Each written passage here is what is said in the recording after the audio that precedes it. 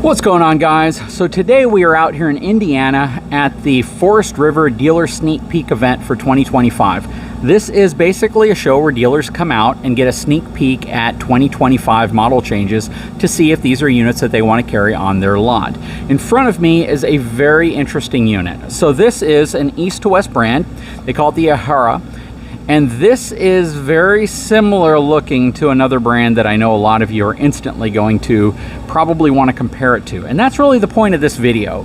So what you're seeing in front of you is significantly less expensive than the brand that it's kind of similar to in terms of looks. And of course, we all know that that's Brinkley. If you buy this product though, or if you're considering this product, is it worth the savings, right? Would you rather get something like this if you can save $60,000, $70,000, $80,000? And would this give you what you're looking for? So let's talk about that in this video. Hang tight, I'll be right back.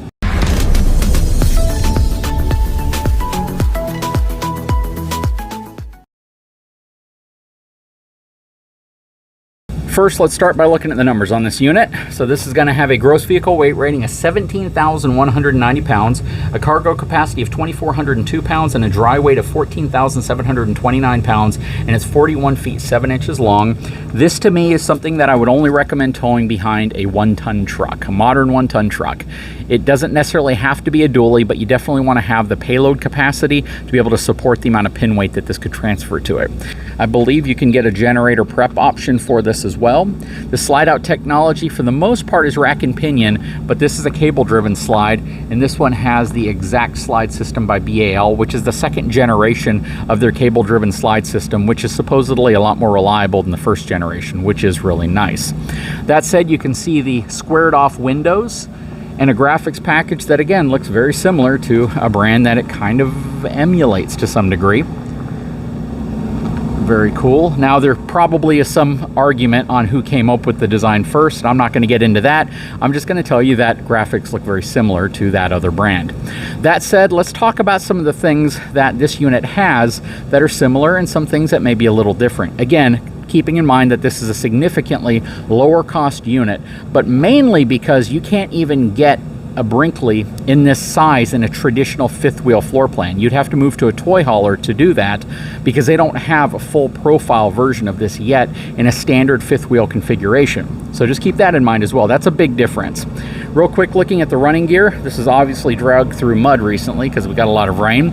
Cooper Work Series H-rated tires, that's very nice. Cree 3000 suspension with heavy duty shackle straps and greasable wet bolts, that's also very nice. Rack and pinion slide out here.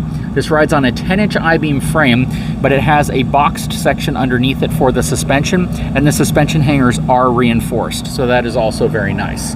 This does have a drop frame, which is not something that you can get on a Brinkley. Instead, they have storage compartments that are mounted below the main I-beam. So you have a straight beam on a Brinkley. This has a drop frame, which is going to give you more storage, like in this area, right? You have a much deeper storage area because the frame's not cutting into it. You have radiant barrier material up there. It's 3-inch tubular aluminum reinforcements underneath the bath deck. 40,000 BTU furnace, a 6-point hydraulic auto leveling system, metal slam latch compartment doors. That's all pretty standard. That's your TPMS sensor for the inside, or your repeater. Nice thick baggage doors. Again, slam latch there. 30-pound propane can on each side, but you could probably fit a 40-pound propane can in here without a problem. Good slam latch there as well. I'm trying to think on the outside what else I could take a look at. The windows themselves are actually very similar to the windows that you see on the other units. LED lighting. This is going to have the storage platform on the back. This does have a tow package as well. It's rated for 3,000 pounds of towing and 300 pounds hitch weight, even though I don't recommend towing behind a fifth wheel or any towable unit.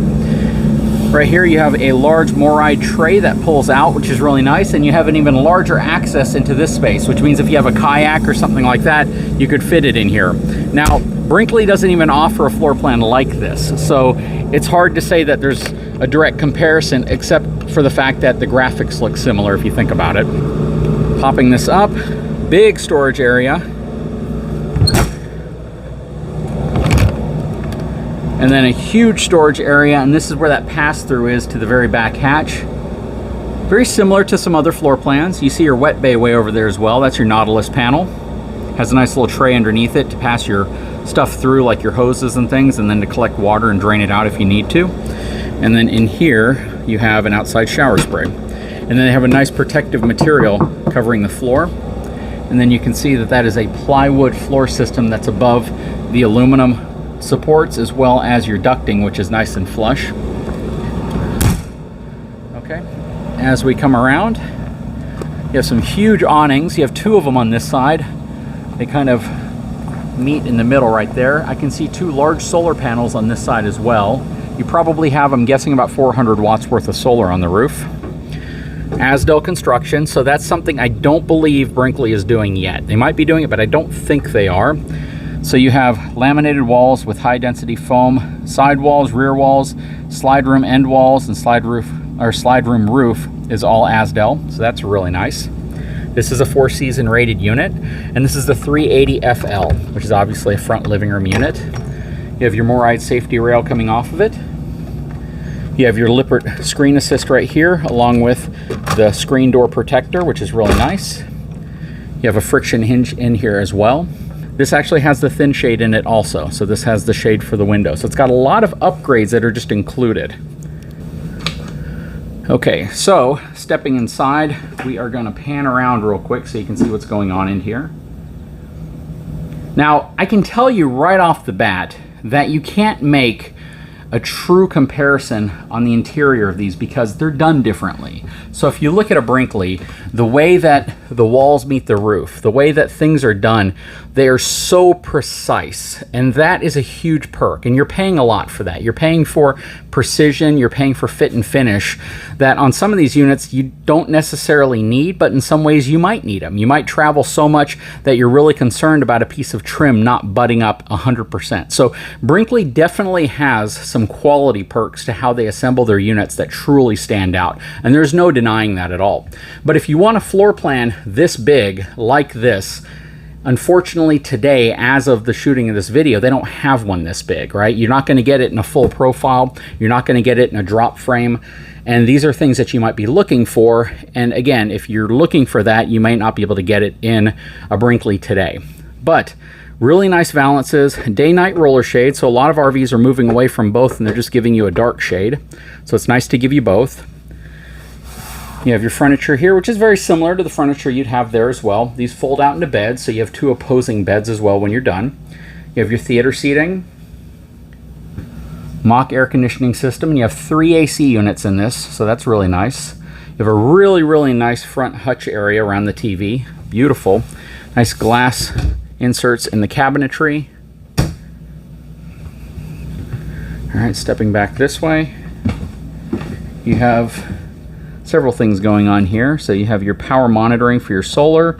You have your 2 thermostats for your Coleman mock air conditioning systems. You have tire pressure monitoring as well. They're throwing in a lot of standard features on this that you typically never saw in the past. Plywood decking, 5/8 inch or 3/8 on the roof and 5/8 inch on the floor. So that's really nice. Nice solid material down below, so you have a good firm floor. This, I believe, tilts up, so you have a extension to your island, which is nice. You have an Everchill residential style 12-volt refrigerator. Plus you have a lot of cabinetry over here. I don't know how much of this is solid wood. This all looks like solid wood faces though. So that is nice. Solid surface countertop, so this isn't thermofoil. This is definitely a decorative wallboard in the back. Again, more solid surface material, undermount stainless steel sink, really nice upgraded sprayer there. Pull out trash can right here. And above it you have your cutting board, chop block that dumps into this space, which is really nice if you're wanting to put, vegetable trimmings and shavings in there. You have a 4-burner cooktop, which is really nice. So this is going to be a GE profile stove oven combination. You have a GE residential microwave as well. I don't believe this is a convection. I don't see the convect button. More storage above it. Nice solid surface right here. That's awesome. Pantry with adjustable shelves, because you don't see that a lot these days. So love the fact that they're putting the adjustable shelves in. Magnetic latch for the door. In here, you have a half bath, porcelain foot flush toilet, plastic undermount sink. That would have been nice to see in porcelain, but it is a solid surface countertop, so they didn't put thermofoil in here, which is nice. A lot of space and depth to that medicine cabinet. Towel holder back here. Nice upgraded faucet as well. All right, so of course you have the day-night roller shades that we already talked about. Underneath your dinette, you have a really nice spot for silverware. Let's see, okay, coming up here, a lot of storage in this unit. King-size bed, nice map lights up there. I don't like the fact that there aren't any nightstands over here. You just have these shelves up top, and I've mentioned it in pretty much every video that I don't really care for those. You have your third AC up here as well. Lots of wardrobe space, tons of it. 4 drawers here, plus all sorts of storage here.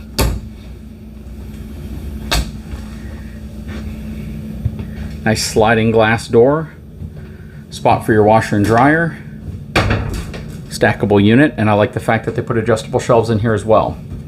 Soft closing. You have a one-piece shower stall system in here as well, which is really nice. Multiple head sprayers. Solid surface material also in the master bathroom. Plastic undermount sink. I feel like stainless steel would have been nicer there, or even porcelain. Big mirror on the wall, which is nice. You have more drawers and cabinets down here for storage. A bathroom power vent fan, which is pretty common, honestly. That's pretty nice. Porcelain cornered toilet. Plenty of room here as well. I almost feel as if they could have enclosed this off, given up a little bit of this, and actually had a toilet room. That would have been really nice. What do you guys think, though? This is a pretty dang cool floor plan, and they've done a lot of things right. The reality, though, is something like this is going to cost significantly less. It's going to give you a lot of great upgrades and features, even though it's not going to have like a wiring harness per se, a custom wiring harness. It's not going to have a lot of the little things that Brinkley uses to kind of sell their brand, because they do make a phenomenal quality product. This is definitely going to be more mainstream, and it's going to be more in line with a lot of people can afford. But that's the question. Is it worth it to you? If you can save $60,000, $70,000 on a unit like this, and you can have a larger unit with arguably possibly more features, but maybe not quite the fit and finish, maybe not quite the little attention to details. Oh, I didn't notice that there was another cabinet on this side as well. Would you make that trade-off? Leave a comment below. I would love to know your thoughts. Anyways, guys, if you haven't had a chance, please take a moment, subscribe to the channel, give me a thumbs up. We'll talk to you again very soon.